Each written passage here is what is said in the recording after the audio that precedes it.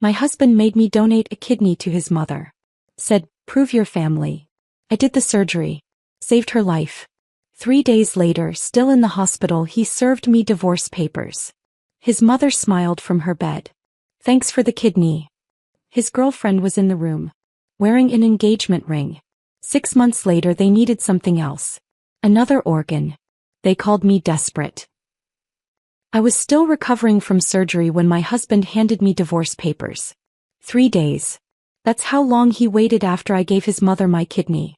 3 days before he walked into my hospital room with his pregnant girlfriend and a lawyer carrying a briefcase full of documents that would erase me from his life. I couldn't sit up without help. The catheter was still in. The incision across my left side burned with every breath. And Ryan stood at the foot of my bed, wouldn't even look at me, while this blonde woman in designer yoga pants touched her swollen belly and smiled. These are for dissolution of marriage, Mrs. Bennett. The lawyer's voice was professional, almost bored. Like he did this every day. Like I wasn't lying there with half my insides missing, given to save a woman who just sent me a text message that said, "Thanks for the kidney. You were always temporary." I looked at Ryan. My husband of 7 years. The man I just sacrificed a piece of myself for. Why? He finally met my eyes. Mom needed you. Now she doesn't. That's when I understood. I wasn't family. I was spare parts. And they'd just gotten what they came for. But I should back up. Explain how I ended up here. How a high school art teacher from Grand Rapids, Michigan became an organ donor for a woman who saw her as disposable. My name is Maya Parker. Or was Maya Bennett back then. I was 32 years old, teaching art at Riverside High School, running a small after-school pottery program I funded with my own paycheck because the district budget never stretched far enough. I loved my students. Loved watching them discover they could create something beautiful with their own hands. It was the best part of my day. At home I managed everything. The bills. The mortgage. The retirement contributions. The grocery shopping. Every financial decision.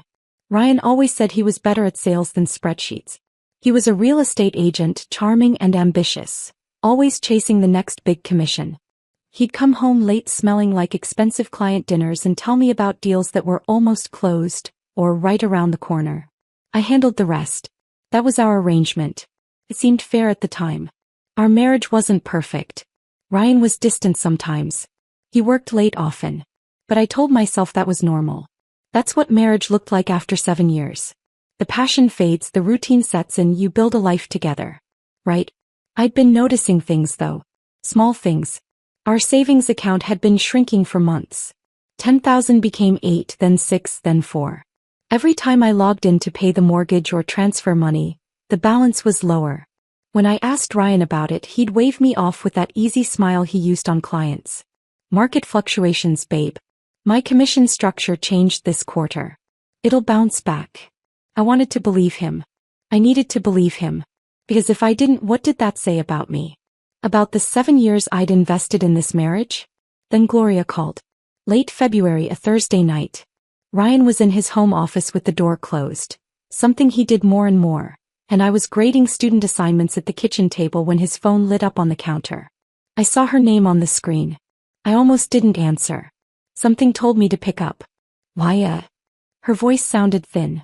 Fragile. Is Ryan there? He's working. Is everything okay? There was a pause. A breath. Then, my kidneys are failing. Both of them. The doctors say I need a transplant. The room tilted. Gloria was only 63. She'd always seemed healthy, active. The kind of woman who posted about hot yoga classes and green smoothies on Facebook. Oh my God. Gloria, I'm so sorry. What can we do? They're testing the family. Ryan, Donald, Michelle. We'll know soon. Ryan came out of his office 20 minutes later. I told him about the call. He nodded slowly, his face blank. Yeah. She texted me earlier. Why didn't you tell me? I needed to process it first. The next week was a blur of medical appointments and family phone calls. Gloria's kidneys were deteriorating faster than expected. She needed a transplant within months, not years. The whole family got tested. Ryan, his father Donald, his younger sister Michelle, even Michelle's husband Greg. None of them were matches. Then Ryan came home on a Tuesday evening and sat down across from me at the kitchen table. His expression was careful. Controlled. They tested you too. From that blood panel you did last year for the life insurance policy. My stomach dropped. And your match. The only one. The weight of those words settled over me slowly. Heavy. Suffocating. Me. The doctors say you're near perfect. Better than anyone in the family. He reached across the table and took my hand. His palm was cold. I know it's a lot to ask. It was everything. But what was I supposed to say? Well, let my mother-in-law die because I was scared? The pressure started the next day. Gloria called every morning, her voice weak and trembling. Maya, sweetheart, I don't want to pressure you, but the doctors say time is critical. Donald showed up at our house with pamphlets about kidney donation. Statistics about survival rates. Glossy brochures showing smiling donors and grateful recipients. Michelle sent long text messages about family and sacrifice and how much Gloria had done for Ryan over the years. How she'd worked 2 jobs to put him through college. How she'd given him everything. I wanted to help. Of course I did. But something felt wrong. Our insurance had gaps I didn't know about. High deductibles. Out-of-network specialists. Copays that could run into tens of thousands. When I mentioned it to Ryan, his jaw tightened. Mom raised me. She worked herself to the bone for me. She gave me everything. His voice had an edge I rarely heard. Are you really going to let money stop you from saving her life? The guilt worked. I scheduled the surgery for 3 weeks out. My principal, Dr. Helen Crawford, called me into her office the day I submitted my medical leave paperwork.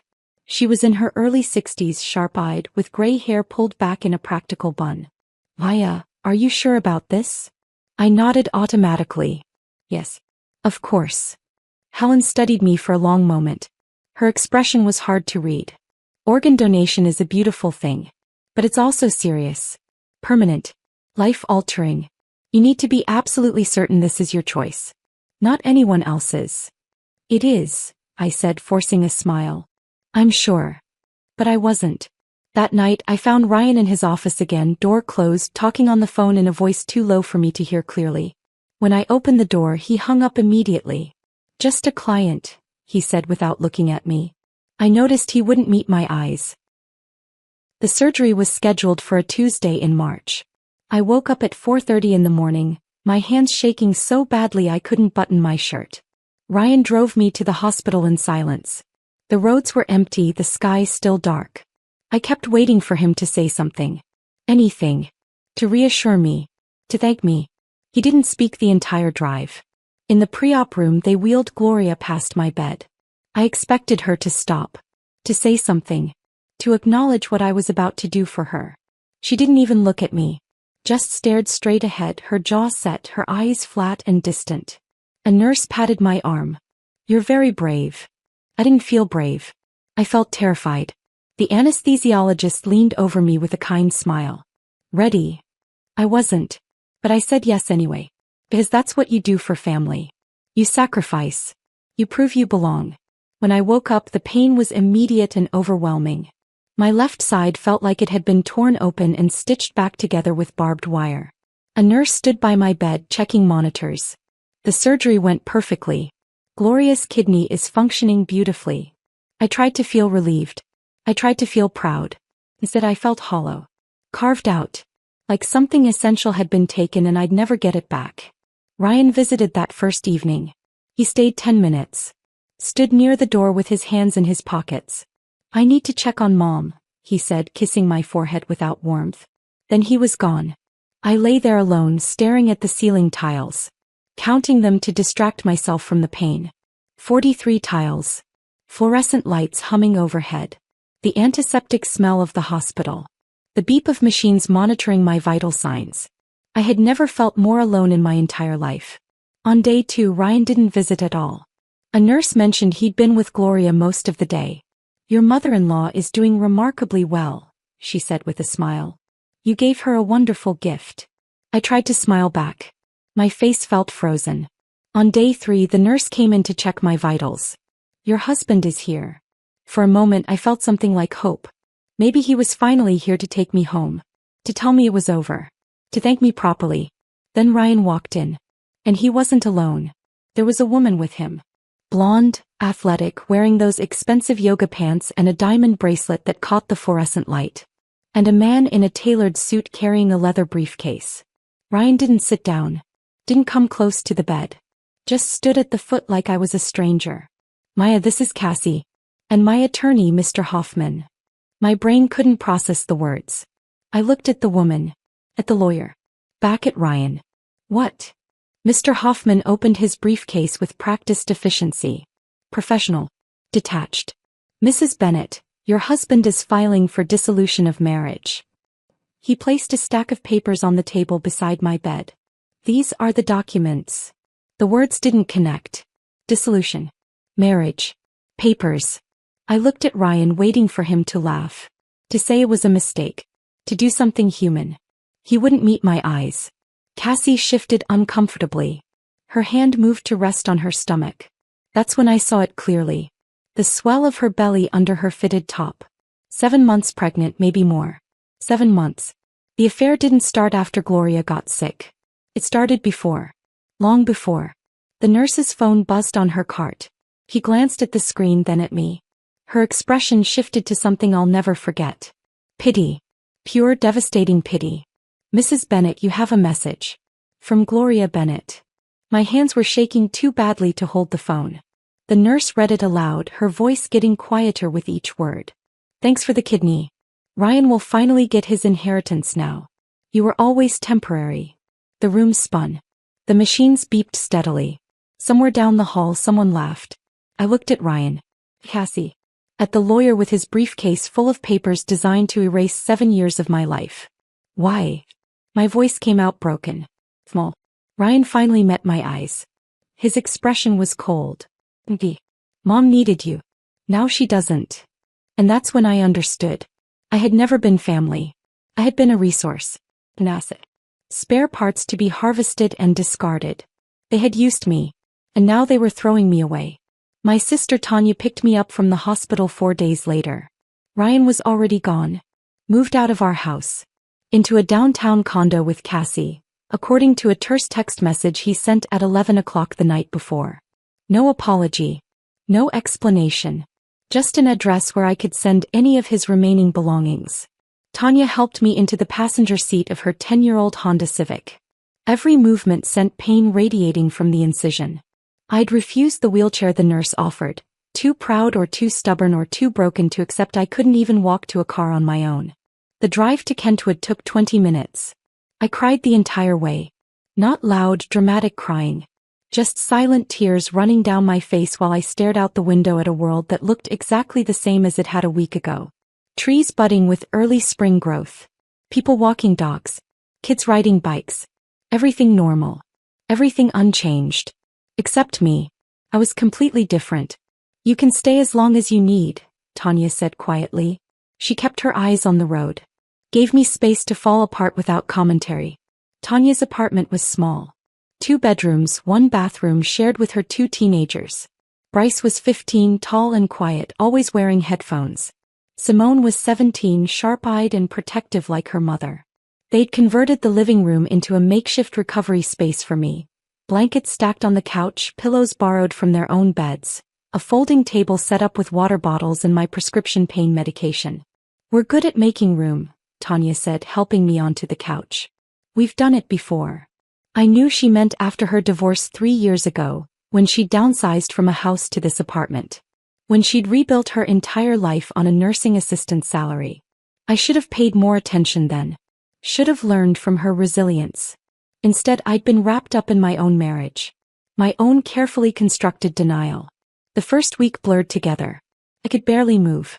The surgical incision burned with every breath, every shift of position. I took the pain medication on schedule, but it only dulled the physical pain. The emotional pain was something else entirely. Something no pill could touch. Tanya worked double shifts at a nursing home, 16-hour days that left her exhausted. The kids were at school most of the time. I spent hours alone staring at the TV without actually watching anything. My mind kept replaying that hospital room scene. Ryan's cold voice. Cassie's pregnant belly. The lawyer's indifferent tone. Gloria's text message.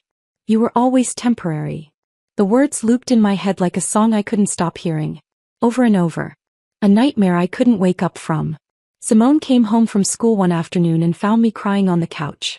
She didn't say anything. Just sat down next to me and held my hand until I stopped. 2 weeks after moving in, I forced myself to open my laptop. I needed to face reality.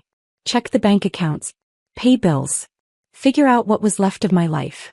What I found was devastation. Our joint checking account had $143 in it. Our savings account showed a balance of 0. Completely drained. Then I saw the credit cards. 3 of them in my name. Cards I didn't remember opening. All maxed out. I clicked through the statements with shaking hands. Charges I didn't recognize. Purchases I'd never made. Cash advances taken out months ago.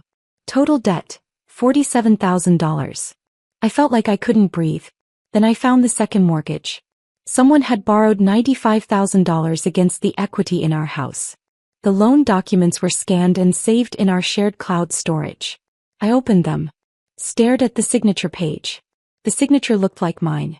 The loops of them and P were close enough. But I'd never signed this document. Never even seen it before. Ryan had forged my signature. The medical bills started arriving that same week. Thick envelopes with hospital logos. Glorious surgery. Post-op care. Medications. Physical therapy sessions. Insurance had covered some of it, but the gaps Ryan had promised to handle were now my responsibility. Total medical debt, $33,000. I made $48,000 a year as a teacher. After taxes, I took home about $3,200 a month. Before the surgery, that had been enough. Barely, but enough. Now it was impossible. The garnishment notices arrived within days. Creditors were coming after me. Collection agencies called Tanya's apartment phone at all hours. I couldn't afford a lawyer. I couldn't afford groceries. I couldn't afford anything. I sat on Tanya's couch at 2 in the morning one night, surrounded by bills and statements and notices, and I finally understood the full scope of what Ryan had done. He didn't just leave me. He systematically destroyed me. 6 weeks after the surgery, I returned to work. I wasn't ready. My body still ached. I'd lost 15 pounds I couldn't afford to lose. Dark circles shadowed my eyes no matter how much sleep I managed to get. But I needed the paycheck desperately. My students noticed immediately. They were quieter around me. Gentler. A few of them asked if I was okay. I smiled and lied and said I was fine. During my planning period, I walked to the small storage room behind the art wing.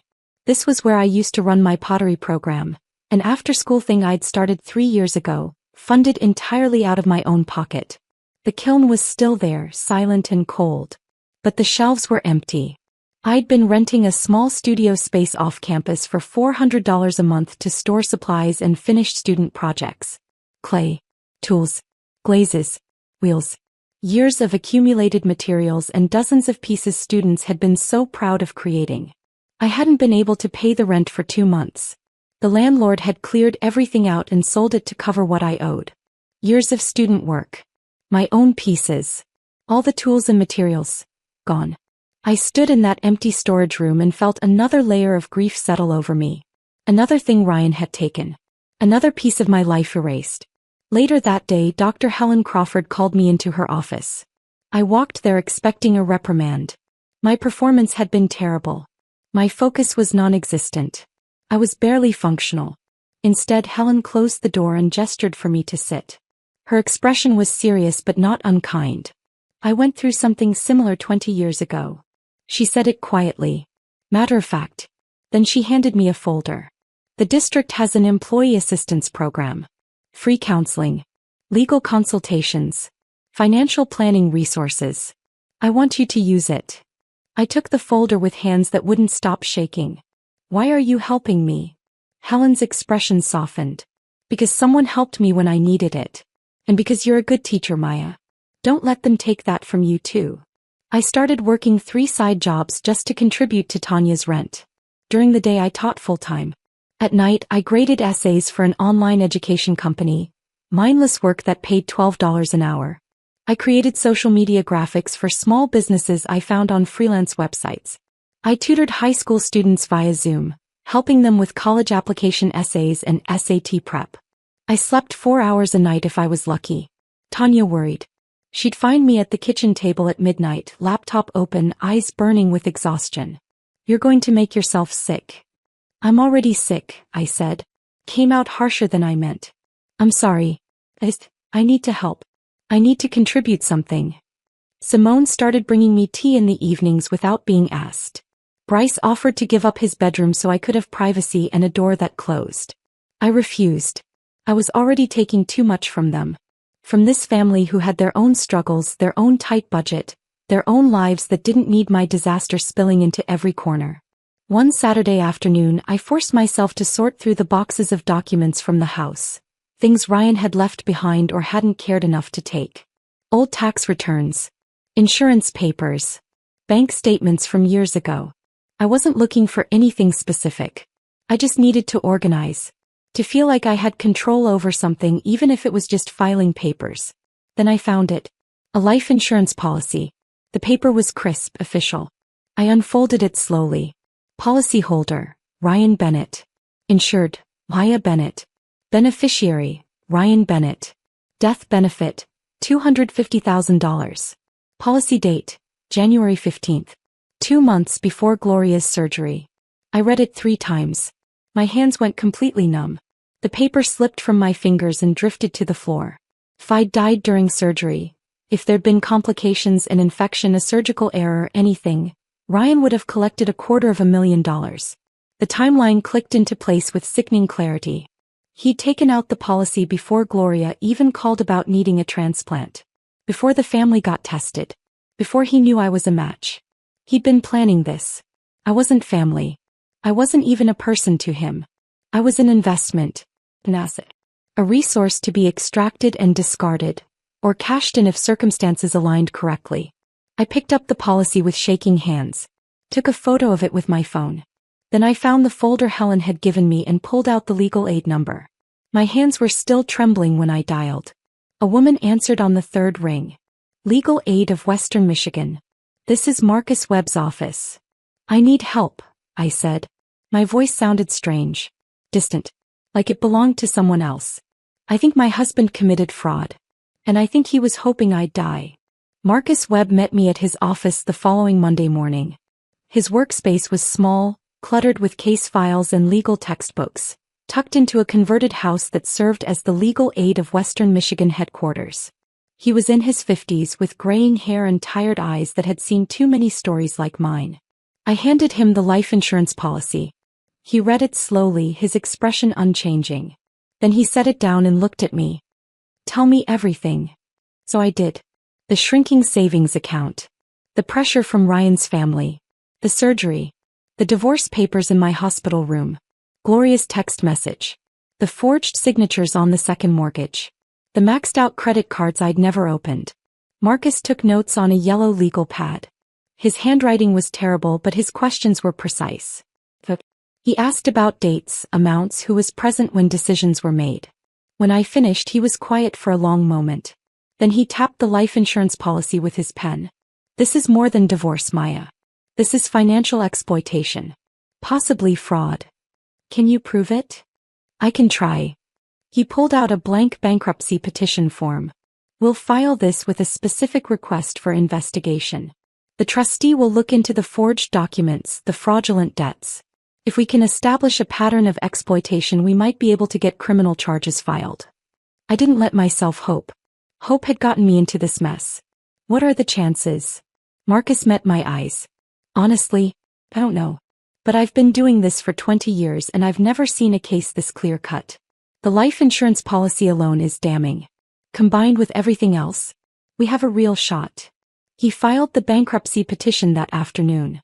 Then he gave me a card for a counselor, Dr. Patel, who worked with the employee assistance program the school district offered. "You need someone to talk to who isn't a lawyer," Marcus said. "Someone who can help you process this." I started seeing Dr. Patel twice a week. She was younger than I expected, maybe 40, with kind eyes and a way of asking questions that made me think instead of just react. She didn't judge. Didn't pity. Just listened. 6 months passed like that. Slowly. Painfully. But something shifted. I was still living with Tanya. Still working 3 jobs. Still buried in debt that garnished my paycheck every month. But I was functioning. Surviving. The bankruptcy was moving through the system. Marcus called every few weeks with updates. The trustee was investigating, documents were being subpoenaed, things were progressing. At school, something unexpected happened. My students rallied around me. I don't know who started it, probably Jada Morrison or one of the other seniors. But they organized a fundraiser. A bake sale during lunch periods. An art auction featuring student work. They raised $800. When they presented me with the check, I cried in front of 30 teenagers. "This is for your pottery program, Ms. Parker," Jada said firmly. "You always funded it yourself. Now we're funding it." It wasn't enough to rent the studio space back.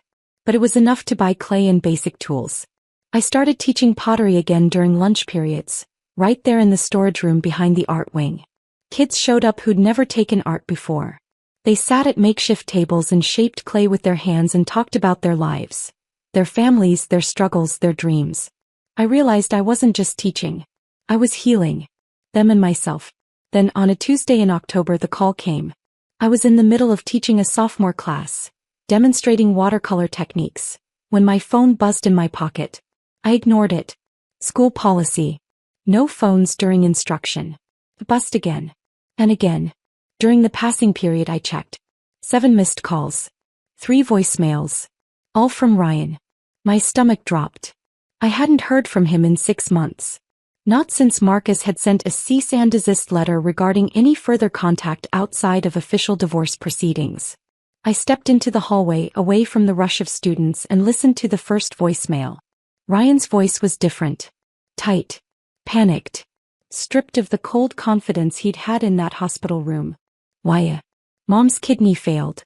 Infection. They say she needs another transplant immediately. Cassie can't donate. Pregnancy complications. You're still the best match. We need to talk. Please call me back."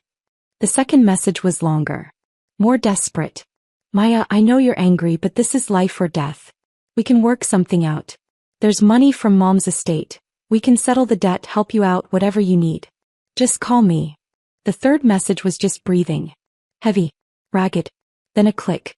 I stood in the hallway, students rushing past me to their next classes, and I felt nothing. No sympathy. No anger. No guilt. Just a cold, clear certainty settling into my bones. I wasn't doing this again. I was about to delete the voicemails when Jada Morrison appeared beside me. She had a hall pass in her hand, probably headed to the library. "Miss Parker, you okay?" I forced a smile. "I'm fine." Jada's sharp eyes didn't buy it. "That didn't sound fine." She nodded toward my phone. "Was that about your ex's mom?" I didn't know how much my students knew. I'd never told them directly about the surgery, the divorce, any of it. But high school kids heard everything. They saw everything. "Yeah. She needs another kidney." Jada was quiet for a moment. Then she said something that stopped me cold. "My aunt donated a kidney to her sister 5 years ago. She said the doctors tested her for everything, blood, genetics, all kinds of stuff. Did they find anything about you?" I frowned. "What do you mean?" "I mean, my aunt found out she had this rare blood thing that made her like a super donor or something. The doctors told her she could help a lot of people. Did they tell you anything like that?" My mind went blank. Then it raced. The donor screening. The endless tests. Blood draws.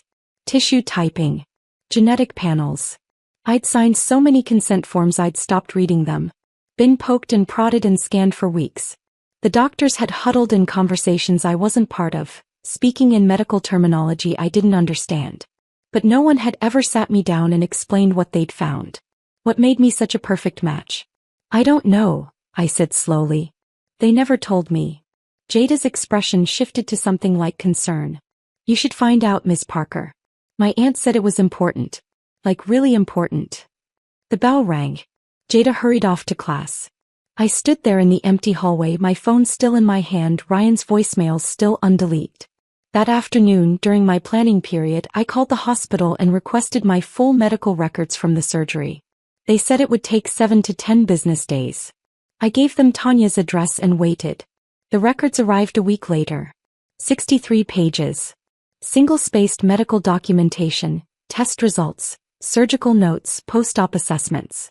I sat at Tanya's kitchen table after midnight, everyone else asleep, and read every word. Most of it was technical jargon I didn't understand. abbreviations, numbers, medical codes. But buried on page 47 in a section labeled Donor Compatibility Assessment, I found it.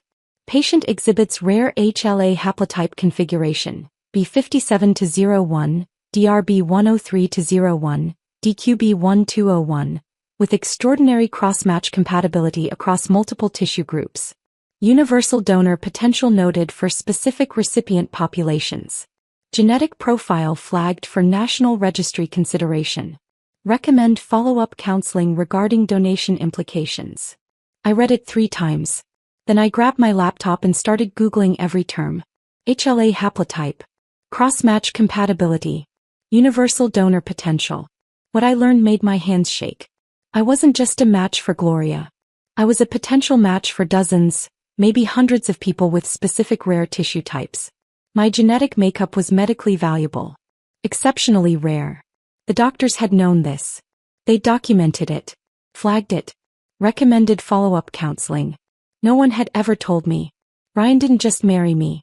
He married a medical goldmine, a walking organ bank. And Gloria didn't just need me. He wanted to keep me in the family as insurance, as a backup plan for future needs. The inheritance Gloria had mentioned in that text message. Ryan will finally get his inheritance now. It wasn't about money. Or maybe it was, but it was also about this. About keeping me accessible. About maintaining control over a resource they saw as theirs. Ryan's family didn't see me as a person. They saw me as spare parts. Renewable. Harvestable. I closed the laptop. Sat in the dark kitchen listening to Tanya snore softly in the next room. The refrigerator hummed. The heater kicked on. And something inside me hardened into steel. I picked up my phone and called Marcus Webb. He answered on the second ring, his voice groggy. Maya? It's 1 a.m. I need to show you something, I said. My voice was steady. Come. And then I need you to help me make sure they never do this to anyone else. Marcus met me at a coffee shop near the courthouse the next morning. I brought everything. The medical records with the genetic compatibility assessment highlighted. The life insurance policy. Printed copies of every fraudulent credit card statement. The forged second mortgage documents. Bank statements showing the systematic draining of our accounts.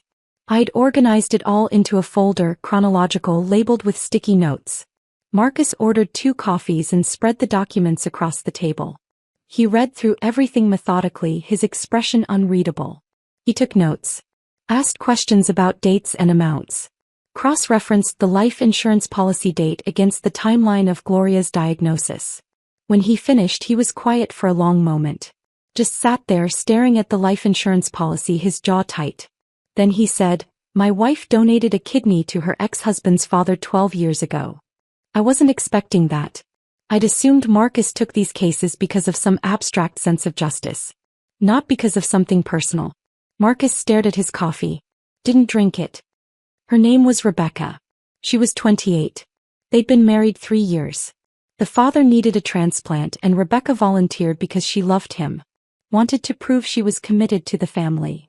His voice was flat, practiced like he'd told this story before, but it still hurt. 2 weeks after the surgery, while she was still recovering, he served her with divorce papers. Turns out he'd been cheating for months. She was devastated. He paused. Took a breath. Then the medical bills came. He'd stuck her with all the debt. She couldn't work. Couldn't pay. Lost her apartment. She spiraled. His voice broke slightly. She died by suicide 16 months later. My throat tightened. Marcus, I'm so sorry. He met my eyes. I became a legal aid attorney because of her. I've been looking for a case like yours for 12 years. One with clear evidence of coercion, fraud, and exploitation. The life insurance policy. The forged signatures. The genetic compatibility they never properly disclosed to you. This is what I need to establish legal precedent. He leaned forward. Will you let me fight for you? I didn't hesitate. Yes. Marcus filed an amended bankruptcy petition that afternoon, specifically requesting a fraud investigation. Within 2 weeks, a bankruptcy trustee named Linda Morales was assigned to my case. Linda was in her 40s, sharp-eyed, with the kind of intensity that made people nervous. She was thorough, relentless, and deeply unimpressed by Ryan's paper trail. She subpoenaed bank records going back 5 years. Credit card statements. Loan documents. She interviewed me for hours in a windowless office, documenting every forged signature, every hidden debt, every lie Ryan had told. She asked questions I hadn't thought to ask myself. When did I last see our tax returns? Had I ever signed a power of attorney? Did Ryan have access to my social security number? The second mortgage was the smoking gun. Ryan's signature was legitimate. Mine was not. Linda hired a handwriting analyst who confirmed what we already knew: forgery, clear and deliberate. Linda forwarded the findings to the Michigan Attorney General's office. A criminal investigation was opened. Meanwhile, I filed a formal complaint with the hospital's ethics board. Marcus helped me draft it, carefully worded, backed by documentation. I submitted the life insurance policy as evidence that I was not a voluntary donor operating in good faith. I was a target. A resource to be exploited. The hospital's legal team took the complaint seriously. They launched an internal review of the donor screening process, specifically questioning why I was never properly counseled about my rare genetic compatibility and whether there was undue family pressure involved. Ryan started getting subpoenas. So did Gloria. So did Donald, Ryan's father. The walls were closing in. One evening in late November, I received a Facebook message from an account I didn't recognize. The profile picture was blank. The name was just initials. "This is Cassie. We need to talk. Please." My first instinct was to delete it. Block the account. This woman had stood in my hospital room, pregnant with my husband's child, while a lawyer handed me divorce papers. I owed her nothing. But curiosity won. Or maybe it was something else. I need to understand. I messaged back. When and where? We met at Riverside Park the next afternoon. Neutral ground. Public. Safe. Cassie was sitting on a bench near the playground, her pregnancy now in its final weeks. She looked exhausted. Dark circles under her eyes. Hair pulled back in a messy ponytail. She didn't look like the polished woman who'd stood in that hospital room. She looked scared. She didn't waste time with pleasantries. Ryan took out a life insurance policy on me. She handed me a printed document. I unfolded it slowly. Policyholder, Ryan Bennett. Insured, Cassie Brennan. Beneficiary, Ryan Bennett. Death benefit $300,000. Policy date, 1 week after Gloria's surgery. My hands went cold. "I found this 2 weeks ago," Cassie said, her voice shaking. "I was looking for our health insurance cards and found it in his file cabinet." I confronted him. He said it was just standard financial planning. That all couples do this. She looked at me. But I'm not stupid. I looked at the dates. I looked at the donor testing results he'd printed out and left in his office. I'm not a match for Gloria. My blood type is wrong. But I didn't know that when he started dating me. Her eyes filled with tears. He was going to use me as a backup. If you couldn't donate or if Gloria needed more later, he'd have pushed me into it. And if I died during childbirth or surgery. She didn't finish. Didn't need to. I felt a strange kinship with this woman I should have hated. "Why are you telling me this?" Cassie pulled a USB drive from her purse. Text messages. Between Ryan and his mother. Planning. Backup strategies. Contingency donors. I found them on his laptop when he was in the shower. Her hands were shaking. "I'm terrified of him, Maya. I need to protect my baby. And I need him away from both of us." I took the USB drive. "Thank you." Cassie wiped her eyes. "I'm sorry. For what happened to you. I didn't know. I swear I didn't know." I believed her. Marcus opened the USB drive that evening in his office. I sat beside him while he clicked through the files. Text messages. Dozens of them. Between Ryan and Gloria. Between Ryan and his father. Some going back 2 years. "We need a backup plan if Maya doesn't work out. Cassie's younger. Better health. Could be a good option. Do we tell her about the genetic testing? No. Keep it simple. The less she knows, the better." There were spreadsheets. Actual spreadsheets. Comparing potential donors. Medical compatibility. Health history. Financial vulnerability. My name was at the top. Cassie's was second. There were 3 other names I didn't recognize. Marcus's face was white. "This is conspiracy. Premeditated exploitation. This is criminal." The forensic accountants Marcus had hired finished their audit of Gloria's finances a week later. They presented their findings in Marcus's office. I sat across from them listening to numbers that didn't make sense. Gloria Bennett was not wealthy. She was drowning in debt. 3 mortgages on 2 properties, the house in Grand Rapids and a condo in Florida that was in foreclosure. Credit card debt totaling $180,000. Medical bills she'd ignored for years. Tax liens. Judgments from creditors. Her estate that Ryan kept mentioning? It didn't exist. Everything she owned was leveraged, underwater, built on borrowed money and lies. Gloria had been running a financial shell game for decades, using Ryan's real estate connections to shuffle assets, hide debt and maintain the illusion of wealth. She'd convinced her own son that there was an inheritance waiting, that his sacrifices would be rewarded. Ryan had believed her. Married me, and probably would have married Cassie next, to secure organ donors because Gloria's lifestyle of excess and non-compliance meant she'd never qualify for a deceased donor kidney through legitimate channels. The infection that caused the kidney to fail? Predictable. Gloria had refused to take her anti-rejection medications properly. Too expensive, she'd claimed, despite spending thousands on trips and designer clothes. She'd destroyed the organ I gave her through pure negligence. And now she wanted another. Linda Morales presented the findings to the Michigan Attorney General's office, along with the text messages from the USB drive, the life insurance policies, the forged documents, the genetic compatibility records the hospital had never properly disclosed. Ryan was formally charged with forgery, financial exploitation, and fraud. Gloria was investigated for insurance fraud and conspiracy to commit fraud. The criminal case moved forward. I sat in Marcus's office after the meeting, staring at the stack of documents that represented the systematic destruction of my life. What happens now? I asked. Marcus leaned back in his chair. Now we wait. The bankruptcy will discharge your debts. The criminal trial will take months, maybe longer. But Maya. He looked at me seriously. You're going to be okay. You're going to survive this. I wanted to believe him. My phone buzzed. Another voicemail from Ryan. I didn't listen to it. I knew what it would say. More begging. More promises. More lies. I deleted it without opening it. Then I walked out of Marcus's office into the cold November air and drove back to Tanya's apartment, where my niece had saved me dinner and my nephew had left a note on the fridge that said, "You're braver than you think." I wasn't sure if that was true, but I was still here. Still fighting. Still refusing to give them anything more. That had to count for something. Ryan called me one final time.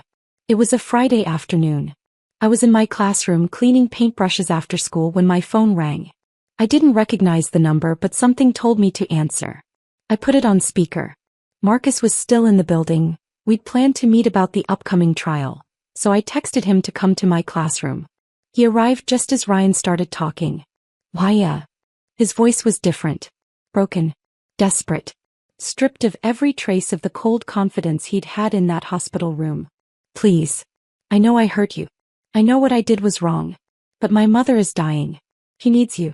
Just this one thing and I'll never ask you for anything again. We'll settle everything, the debt, the divorce, all of it. I'll give you whatever you want. Please. Marcus stood by the door, arms crossed, listening. I was silent for a long moment. Then I said calm and clear, no. No. Ryan sounded genuinely shocked. Like the concept of me refusing him was incomprehensible. Why, she'll die. That's not my problem. My voice didn't waver. Didn't break. You took my kidney, my money, my home, and my dignity. You forged my signature. You took out a life insurance policy hoping I'd die. You turned me into a commodity. I gave your mother one kidney. She destroyed it through her own negligence. I'm not giving her another. You're killing her. No, Ryan. You are. You and Gloria made your choices. You lied. You manipulated. You exploited. Now live with the consequences. I paused. Don't call me again. I hung up. Marcus placed a legal document on my desk. Sign this. It's a formal refusal of donation request, protecting you from any future legal claims that you abandoned Gloria or acted with malice. You're asserting your bodily autonomy. I signed without hesitation. 2 weeks later, Ryan was arraigned on fraud charges. He pleaded not guilty. His attorney argued that the forged signatures were misunderstandings, that the life insurance policy was standard financial planning, that everything could be explained. The judge set trial for 8 months out. Gloria survived on dialysis. She was placed on the transplant list, but her history of non-compliance, the missed medications, the refused follow-up appointments, the infection she'd caused through negligence, made her low priority. She'd wait years for a kidney if she ever got one at all. I didn't feel guilty. I felt free. My bankruptcy was discharged 4 months after filing. Every fraudulent debt, the credit cards I'd never opened, the second mortgage with my forged signature, the medical bills Ryan had stuck me with, was wiped clean. I didn't get rich. I got free. My credit score was destroyed. It would take years to rebuild. But I didn't care. I was alive. I was employed. I had Tanya, Bryce, Simone, my students, and a future that wasn't buried under Ryan's lies. Marcus didn't charge me a single cent. When I tried to pay him something, anything, he refused. My wife didn't get justice, he told me on the courthouse steps after the discharge hearing. His eyes were distant, remembering. But you did. That's enough for me. I hugged him. This quiet man who'd fought for me when no one else would. Who'd seen his wife's story and mine and decided it wouldn't end the same way. I returned to teaching full-time without the crushing weight of 3 side jobs. I started sleeping 6 hours a night instead of 4. I gained back the weight I'd lost. Color returned to my face. My students noticed. "Miss Parker, you look different," one of them said. "Better." The pottery program grew. 20 students now, meeting during lunch and after school. Dr. Helen Crawford approved a small budget for supplies. Not much, but enough. We worked in the storage room behind the art wing, shaping clay with our hands, creating something beautiful from raw earth. I told them the truth one day when a student asked why I loved pottery so much. You can break something and rebuild it. It won't look the same, but it can still be strong. Maybe stronger than before. They understood what I meant. I started a blog on a Saturday night in March. I called it The Cost of Giving, Financial Literacy for Women Leaving Abuse. The first post was my story, written plainly. No embellishment, just facts. I included scanned documents, redacted for privacy but clear in their evidence. The life insurance policy, the forged mortgage, the medical records showing the genetic compatibility no one had explained to me. I wrote about the signs I'd missed, the red flags I'd ignored, the coercion disguised as family loyalty, the systematic financial destruction. I posted it at 11 o'clock on a Saturday night and expected maybe 10 people to read it. By Monday morning, the post had 3,000 views. By the end of the week, 15,000. Women commented, sharing their own stories. Some had donated organs. Some had donated money to partners who betrayed them. Some had donated years of their lives to men who saw them as resources to be exploited and discarded. I kept writing. I posted about protecting yourself financially before marriage. Understanding medical debt. Recognizing financial abuse. The warning signs of coercion. Legal resources for fraud victims. Marcus Webb contributed guest posts about legal protections. Dr. Patel wrote about trauma and recovery. Other women sent me their stories and I shared them with permission. Within 6 months, I had 50,000 followers. News outlets reached out. I was interviewed on a local podcast, then a regional radio show. I wasn't famous, I was just visible enough to help people who needed it. Marcus and I partnered to offer free monthly legal clinics for women navigating financial abuse and divorce. We met in the public library conference room. Sometimes 5 women showed up. Sometimes 20. Every single one of them mattered. 2 years after the divorce, I received a letter from the hospital. I opened it at Tanya's kitchen table on a Tuesday morning. The letterhead was official. My hands shook as I read. My rare genetic compatibility had been added to the National Organ Donor Registry, not for living donation but for deceased donor coordination. If I ever died, my organs could save multiple lives. But that wasn't all. The letter explained that my genetic profile had already been used, with my permission, granted through proper consent this time, to match 3 transplant recipients with deceased donors who shared similar rare markers. A single father in Ohio, a college student in Illinois, a grandmother in Indiana. My genetic information had helped save them. I didn't give them my organs. But my existence in the database helped doctors make connections they wouldn't have found otherwise. I read the letter 3 times. Then I framed it. Not because I was proud, though I was, but because it reminded me of something essential. What I gave was my choice now. On my terms. With full consent. With dignity. Jada Morrison graduated that spring. She earned a full scholarship to Howard University for pre-law. At graduation she found me in the crowd and hugged me tight. I'm going to study medical ethics because of you, Ms. Parker. I'm going to protect people like you. I attended the ceremony with Tanya, Bryce, and Simone. We took pictures together, laughing. A family built not from blood but from survival and love. Dr. Helen Crawford pulled me aside after the ceremony. I never told you the whole story, she said quietly. 20 years ago, I donated a kidney to my ex-husband's brother. He divorced me 3 weeks later. I lost everything, my home, my savings, my sense of self. I rebuilt my life by going back to school, getting my doctorate, moving into administration. I recognized you the moment you came back to work after surgery. I saw myself. My eyes filled with tears. You've been mentoring me this whole time. Helen smiled. Someone helped me when I needed it. I'm just passing it forward. That night I went home to Tanya's apartment. Still small. Still cramped. But full of life and laughter and safety. I opened my laptop and wrote a new blog post. The title, What We're Worth. I wrote about Ryan chasing an inheritance that never existed, losing everything in the process. I wrote about Gloria building a life on borrowed money and lies, ending up alone on dialysis with a transplant list that might never call her name. I wrote about myself, losing everything, and building something real from nothing. I wrote, they thought I was worth a kidney, worth a signature they could forge, worth a life insurance payout if I died on the operating table. But they were wrong. I'm worth more than what they could take from me. I'm worth what I choose to give.